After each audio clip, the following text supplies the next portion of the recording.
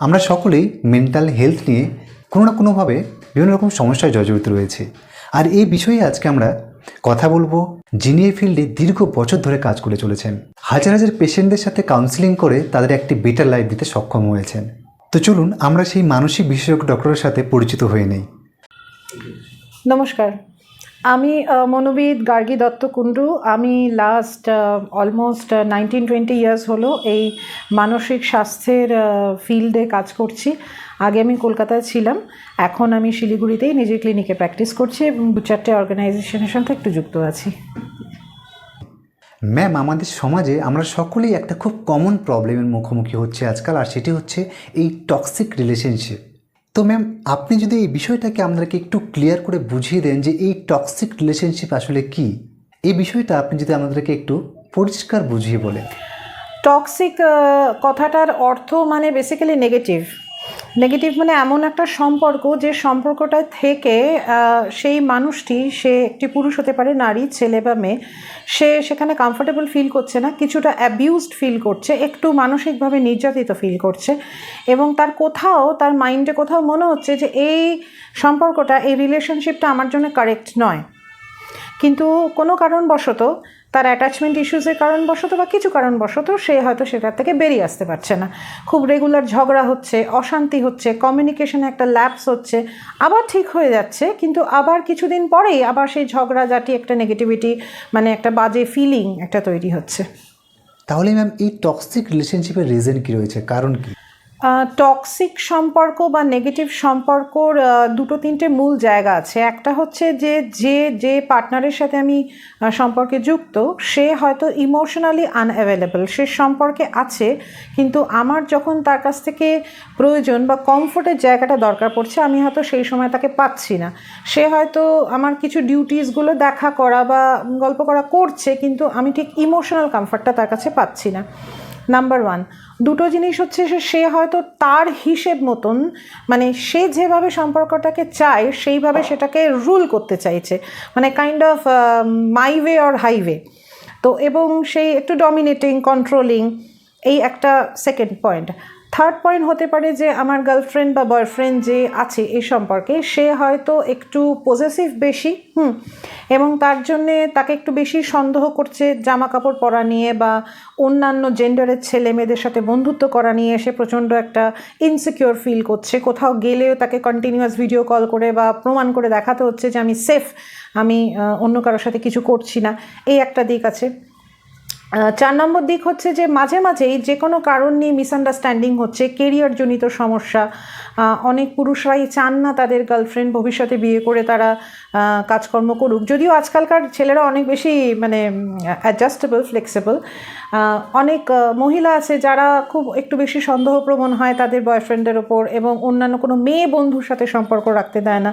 তো এই সব যখন, এগুলো সব সম্পর্কেই অল্প বিস্তর থাকে, বাট একটু লেভেল ক্রস করে যদি ঝগড়াঝাটি, অতিরিক্ত তিক্ততা মনে হচ্ছে যে যখনই আমি সম্পর্কটা তার সাথে কথা বলছি, এ করছি, বেশি দিন ভালো থাকছে না, কিছুদিন পরেই প্রচণ্ড একটা তর্কাতর্কি, ঝগড়াঝাটি, block, unblock, break off, space চাইছি, এরম হয়ে যাচ্ছে।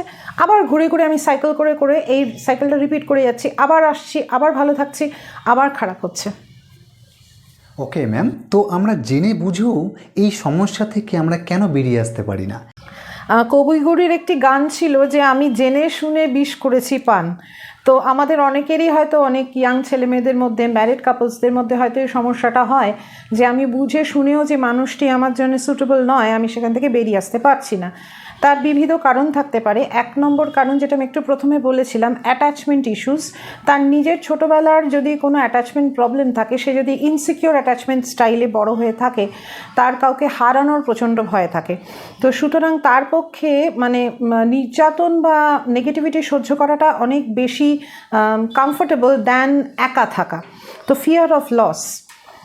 আর একটা কারণ যেটা হয়ে থাকে যে কেন টক্সিক রিলেশনে মানুষ জড়িয়ে থাকে, সেটার কারণ হচ্ছে যে পার্টনারটি তাকে মানসিকভাবে একটু হলেও বিপর্যস্ত করছে, সেই পার্টনারটি অনেক সময় মিক্স সিগন্যালস দিতে থাকে। মানে কোনো সময় ভালো কোনো সময় খারাপ, কভি হ্যাঁ কভি না। তো এই মিক্স সিগন্যালস দিলে কি হয়, মানুষের মনের মধ্যে সম্পর্ক নিয়ে একটা অবসেশন ক্রিয়েট হয়। অবসেশন ক্রিয়েট হলে, যেটাকে আমরা আজকাল অনেক ইন্টারনেট টার্মসে বলে হচ্ছে রিলেশনশিপ ওসিডি টাইপের একটা ধরনের হয়। অবসেশন অ্যান্ড কম্পালশনের জন্য সে চেয়েও বারবার নিজেকে আটকে ঘুরে ফিরে তাকে মেসেজ করে ফেলছে বা ঘুরে ফিরে তাকে কন্ট্যাক্ট করে ফেলছে। তো এই একটা কারণেই হয়। যদি সেই পার্টনারটি ম্যানিপুলেটিভ এবং অ্যাবিউজিভ হয়, তাহলে সে সবসময় মিক্স সিগন্যালস দেওয়া, কনফিউশন করা, ম্যানিপুলেট করা, ধমকানো, ফোর্স করা, এরকম নানা জিনিস করতে থাকে, ব্লেম করা। তো সেটার কারণে অনেকে বেরোতে পারে না। তো ম্যাম, আমরা সকলেই জানতে চাইবো এই টক্সিক রিলেশনশিপ থেকে আমরা পুরোপুরিভাবে সম্পূর্ণরূপে কীভাবে বেরিয়ে আসবো, এটার সমাধান কি? এই বিষয়টা আপনি একটু ভালো করে বুঝিয়ে বলুন, যাতে আমাদের সকলেরই খুবই উপকার হয়। অনেকেই হয়তো বন্ধু বান্ধব, আমাদের যারা শুভাকাঙ্ক্ষী বা বাবা মা বা বাড়ির লোক আমাদেরকে সবসময় অ্যাডভাইস করে যে এরকম সম্পর্ক থেকে বেরিয়ে আসার। বাট এরকম নয় যে যারা এইটার মধ্যে আছে তারা চেষ্টা করে না, করে। কিন্তু যদি সত্যিই বেরিয়ে আসার ইচ্ছে থাকে, প্রথম জিনিস হচ্ছে যে ভালো স্মৃতিগুলো মাথার মধ্যে আছে সম্পর্কটা চলাকালীন, সেই স্মৃতিগুলোর ওপর যদি বেশি কনসেন্ট্রেট করি, সেই স্মৃতিগুলো ইমোশনগুলোকে অ্যাক্টিভেট করে দেয়।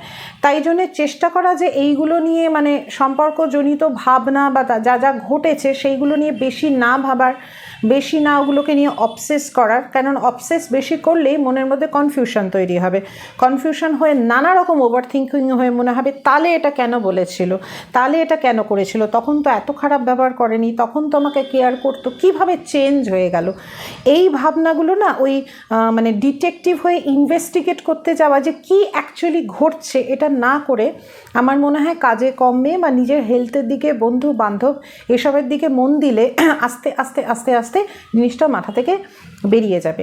আর একটা খুব মানে কমন পলিসি যেটা সব জায়গায় আমরা শুনি, সেটা হচ্ছে যে যতই ভেতর থেকে আর যাসুক কন্ট্যাক্ট করার, যদি নিজেকে একটু মনকে মানে জোর করে নো কন্ট্যাক্টে থাকতে পারি, তাহলে কিন্তু অনেকটাই হেল্প হয় বেরিয়ে আসার জন্যে। তবে হ্যাঁ, ছোট্ট করে একটু বলে দিই যে নো কন্ট্যাক্ট বলার পরেও অনেকে পারে না, অনেকে উইক হয়ে যায়, মেসেজ করে ফেলে, মানে একাকিত্ব বা কষ্ট পেয়ে মেমোরিগুলো মাথায় এসে। সেখানে নিজেকে না দোষী করবেন না, এইটাও একটা process to get out of a toxic relationship. এটা একটা প্রসেস। তো আমরা ভুল করতে করতেই শিখি। তো সেটার জন্য ধৈর্য রাখুন, মনের মধ্যে দৃঢ়তা রাখুন যে যেটাই আমার জন্য আমার শারীরিক এবং মানসিকভাবে হার্মফুল, সেটার মধ্যে থাকাটা কিন্তু বাঞ্ছনীয় নয়। তো বন্ধুরা, আজকে আমাদের আলোচ্য বিষয় ছিল এই টক্সিক রিলেশনশিপ নিয়ে। তো এই বিষয়টা ম্যাম খুব সুন্দর করে আমাদেরকে বুঝিয়ে বললেন। আশা করি আমরা সকলেই বুঝতে পেরেছি। তো আমরা ম্যামকে আবারও রিকোয়েস্ট করবো আমাদের চ্যানেলে আসার জন্য। আপনাদের মধ্যে যদি কোনো এরকম কোয়েশ্চেন থাকে বা আপনারা কিছু বিষয় নিয়ে জানতে চাইছেন বা আপনার মেন্টাল হেলথ নিয়ে আপনি বিভিন্ন রকম প্রবলেম ফেস করছেন, তাহলে অবশ্যই কমেন্ট এসে জানাবেন। আমরা চেষ্টা করব ম্যামকে আবারও আমাদের চ্যানেলে নিয়ে আসার এবং আপনাদের মেন্টাল হেলথের উপর মনোযোগ আকর্ষণ করা। তো বন্ধুরা, সকলে ভালো থাকবেন, সুস্থ থাকবেন। নমস্কার।